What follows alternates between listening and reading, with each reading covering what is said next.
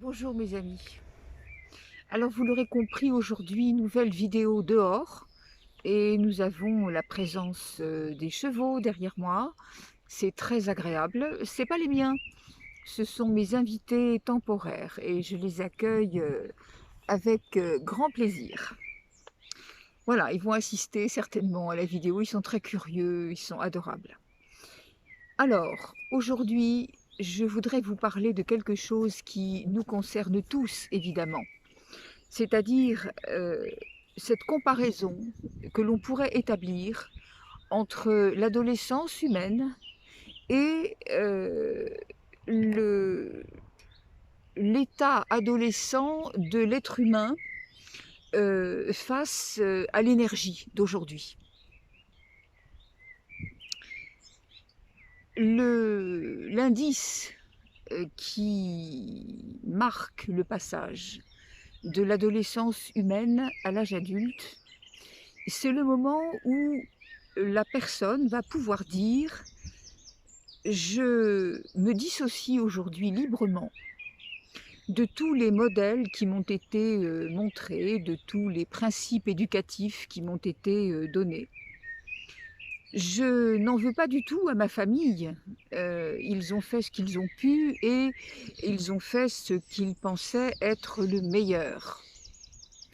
Néanmoins, leur façon de vivre, de voir la vie et de penser la vie ne me convient pas. Ça ne répond pas à mes objectifs, ça ne répond pas à mes attentes, ça ne répond pas à mes questions. Donc, je me sépare librement de cela, sans en vouloir à personne évidemment, et tout en étant, comment dire, extrêmement respectueux de ce qui s'est passé. Ça veut dire que la scission se fait sans haine, sans combat, sans critique, sans jugement, mais juste comme un constat qui nous fait dire, eh bien, ça ne me convient pas, ça ne me convient plus, et donc je refuse de continuer de la sorte. Bien. Qu'est-ce que font les adolescents en général lorsqu'ils sont confrontés à ce moment où ils doivent choisir entre ce qui leur est demandé et ce qu'ils ont envie de faire, ce qui correspond à leur être profond? Eh bien, que font les adolescents? Généralement, ils ne se connaissent pas suffisamment pour indiquer vraiment le chemin qu'ils veulent suivre, mais en revanche, ils vont bougonner, ils vont ronchonner. C'est-à-dire qu'ils vont critiquer leurs parents, ils vont dire: «Oui, ça suffit», ils vont, comment dirais-je, avoir ce qu'on appelle des crises d'adolescence, hein, avec, des colères, des mouvements d'humeur, et puis finalement, qu'est-ce qui se passe? Eh bien, comme ils sont complètement dépendants de cette famille, complètement dépendants des parents, ben, ils vont revenir dans le rang, ils n'ont pas le choix. C'est un petit peu ce qu'on constate aujourd'hui. Et puis en même temps, ces adolescents, comment dire? Ces adolescents qui, ne sont pas contents, mais qui ont été habitués à obéir, qui ont été habitués à, comment dirais-je? Respecter profondément et se soumettre aux valeurs de la famille. Eh bien, ces adolescents, sont comme un petit peu, habitués à faire cela, et donc même s'ils sont pas très contents, ils finissent quand même, par dire: «Oui, bah, effectivement, il n'y a pas le choix, on fait comme on nous demande». Aujourd'hui, c'est la même chose. Aujourd'hui, vous avez, des personnes, qui sont, profondément choquées par ce qui se passe, c'est-à-dire qu'ils se retrouvent dans cette adolescence, cette immaturité spirituelle, pour critiquer, les valeurs qui leur ont été données, par rapport à la troisième dimension. Ils sont là en train de, comment dirais-je? De ronchonner, de bougonner, de dénoncer par rapport à tout ce que les obscurs, nous ont imposé, mais il y a toujours ce moment où, Comme c'est une, comment dirais-je? Une incompréhension de soi, comme c'est une méconnaissance de ce que, peut faire l'être humain, illuminé, ce que peut, produire comme puissance, l'humain, qui a compris qui il est. Eh bien, ces gens-là vont se contenter de critiquer, vont se contenter de dire, «Ah, un tel a fait ci, un tel a fait ça, regardez ce qui m'arrive» et cetera. Ou alors, essayer de saisir, qui a raison, qui a tort, essayer de donner raison à quelqu'un d'autre et de mettre quelqu'un d'autre au pouvoir à la place d'eux, croire que, certains hommes seraient meilleurs que d'autres ou, plus habiles pour faire, quelque chose de meilleur. Donc on reste dans les principes de la troisième dimension, de même qu'un adolescent reste dans les principes de la famille, eh bien l'humain aujourd'hui considère qu'il n'a pas le choix et qu'il est obligé, malgré toutes ces récriminations, il est obligé de faire ce qu'on lui demande. Alors évidemment, se dégage la catégorie des plus peureux, des plus soumis, qui vont développer ce que j'appelle le syndrome de Stockholm et qui vont, par manque de maturité personnelle, par manque d'identité personnelle, heu, être obligés d'avoir même de la sympathie pour les systèmes en place et beaucoup plus encore que de la sympathie, ils vont collaborer. Alors c'est ce qui fait aujourd'hui, les gens qui, affichent des posts sur, Facebook en disant, «Je sauve des vies» ou «Je suis soignant, je reste chez moi, restez chez vous», enfin bon. C'est également ceux qui font des délations, hein, parce que ça s'est vu, notamment, je l'avais souligné dans certains écrits, ça s'est vu au moment de la Deuxième Guerre mondiale, hein, où personne, comment dirais-je, ne voulait croire. Au début des événements, heu, quand il y avait les premières manifestations, les premières menaces de déportation, les gens disaient: «Non, mais c'est pas possible, que des humains, comment dirais-je, profèrent de telles menaces et surtout mettent à exécution des projets aussi mortifères et aussi des génocides, enfin c'était pas possible». Personne n'y croyait, pourtant ça s'est fait et ça s'est fait pourquoi? Parce que personne n'y croyait. Parce que tout le monde laissait faire. Et ensuite, il y a eu les délations, il y a eu les collaborations, il y a eu et cetera. Vous savez qu'il y a des personnes, de confession juive, qui se sont retrouvées dans des camps, de concentration, à la porte des camps de concentration sans avoir jamais vu un seul Allemand. Ça n'était que des milices françaises. Quelle horreur! Donc si vous voulez, il y a ça, ce sont des gens qui ont très peur et qui ne sont pas suffisamment matures pour imaginer qu'il puisse y avoir autre chose et qu'ils puissent s'autoriser à vivre autre chose. Bien. Il y a, ceux qui commencent, aujourd'hui on le voit, à, fomenter, des projets de «révolte» entre guillemets, des projets, qui disent: «Oui, voilà, on va pas faire ce qu'on nous demande, on va faire de la rébellion, civique, sans nuire aux autres» et cetera. Ouais, ouais, c'est pareil, il y a pas de maturité là, parce qu'ils mettent pas à exécution vraiment les choses. Vous savez, j'ai lu un post, un message, céleste plus exactement, il y a pas très longtemps, un message de Sananda, donc de Jésus.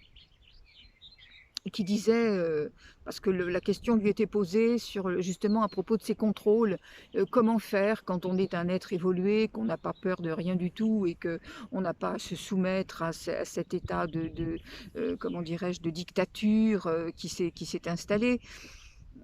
Tous ceux qui savent évidemment, quels sont les projets, hein, puisque les projets des obscurs, c'était, de réduire les 7 milliards d'humains, à un nombre beaucoup plus malléable et donc il fallait par tous les moyens, comment dirais-je, anéantir le monde, bref.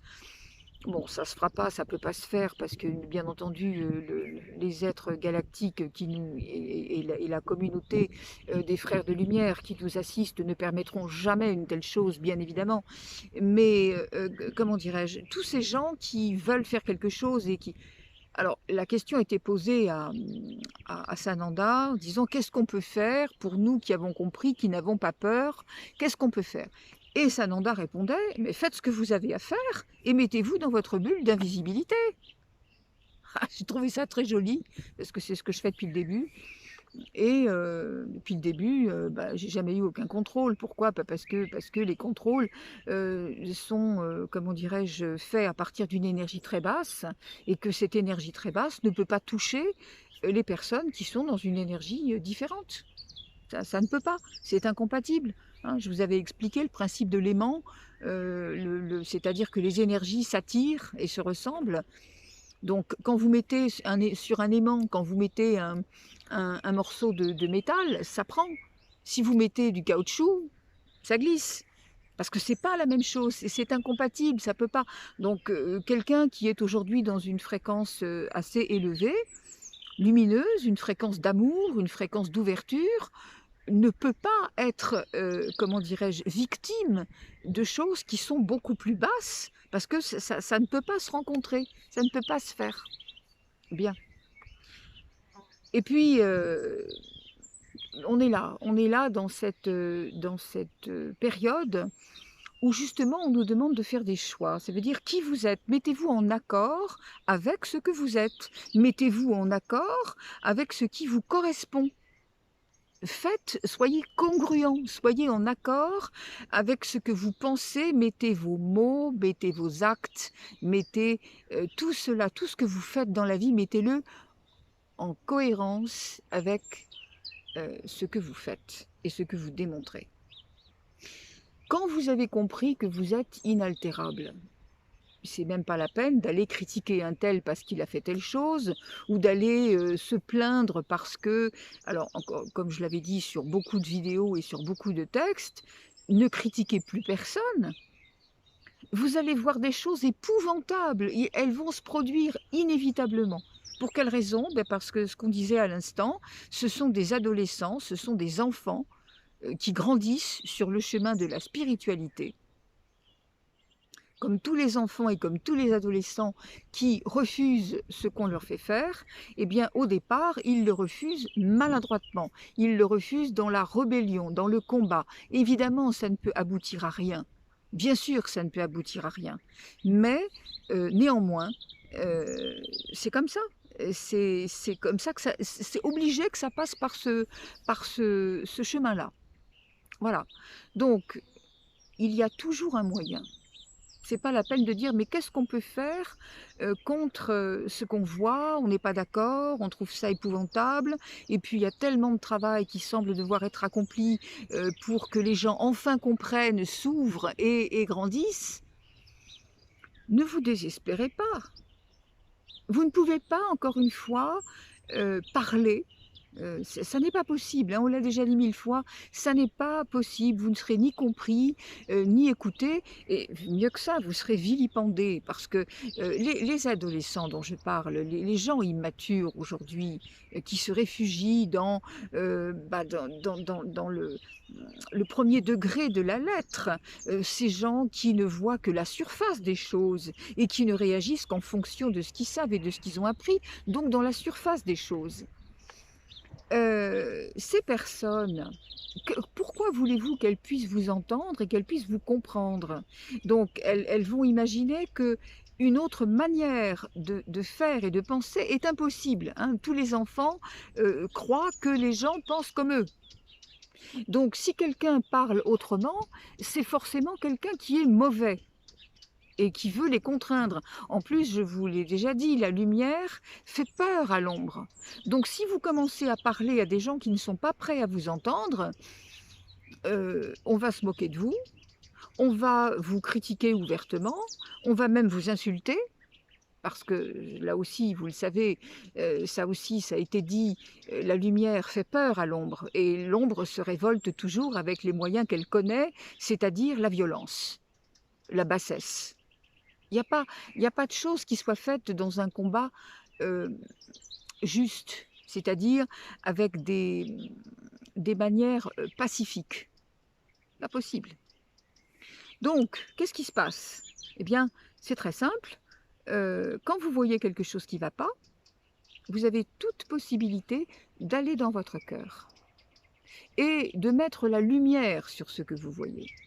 Alors vous allez me dire: «Ça ne va pas faire avancer les choses». Bien sûr que si, parce que vous savez très bien que rien n'est matière, que tout est énergie et que par conséquent, quand vous luttez contre l'énergie par la lumière, l'énergie sombre, vous luttez, par votre lumière, en mettant votre lumière face à l'ombre.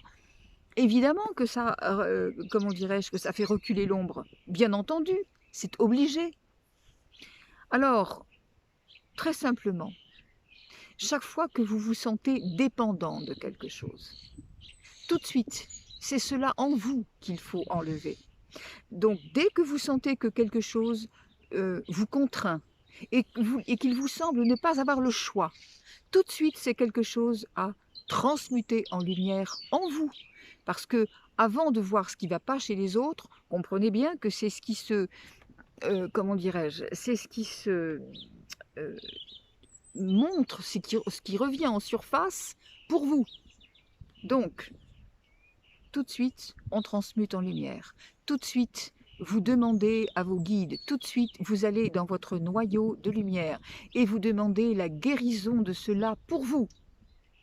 Et ensuite, vous pouvez élargir votre cœur. Puisque vous vous êtes élargi pour vous, vous comprenez que toutes les personnes qui souffrent en ce moment, elles souffrent toutes de choses différentes, elles souffrent toutes avec une histoire différente, mais encore une fois, leur expliquer ne sert à rien, les stigmatiser encore moins, donnez-leur la lumière, ne serait-ce que dans votre esprit. Parce que si tous les êtres humains qui ne se connaissent pas à travers le monde, mais qui se relient dans un système réticulaire qui fait que chacun est relié à l'autre dans les mêmes énergies, eh bien, mais le monde entier, à ce moment-là, se retrouve à agir dans la lumière sur l'ombre en général. Et là, vous faites un vrai travail. Donc, c'est pas la peine de dire des mots. Ça ne va faire qu'attiser le feu qu'il y a déjà. Ça ne va faire qu'amplifier le malaise de ceux qui sont forcément en grande souffrance, puisqu'ils se comportent comme des pourceaux. Un être humain qui a compris qui il est ne fait jamais rien qui puisse nuire à l'autre. Et au contraire, c'est le respect de toute chose, c'est la prise en compte de toute chose. Donc je vous en prie, cessez de montrer du doigt. Cessez de vous plaindre, cessez de récriminer, encore une fois, comme un adolescent qui n'a pas d'autre moyen que de crier, mais finalement de ne pas exécuter et de ne pas prendre sa liberté, de ne pas prendre son autonomie, tout simplement parce qu'il n'en est pas capable. Donc prenez votre autonomie, faites ce que vous avez à faire, déployez votre lumière sur le reste du monde et c'est tout. N'attendez rien. C'est votre travail, c'est notre travail à tous ici, que d'être des exemples, déjà, ça aussi c'est une façon d'agir, que d'être des exemples, et en même temps, outre le fait d'être un phare, soyez véritablement dans la générosité.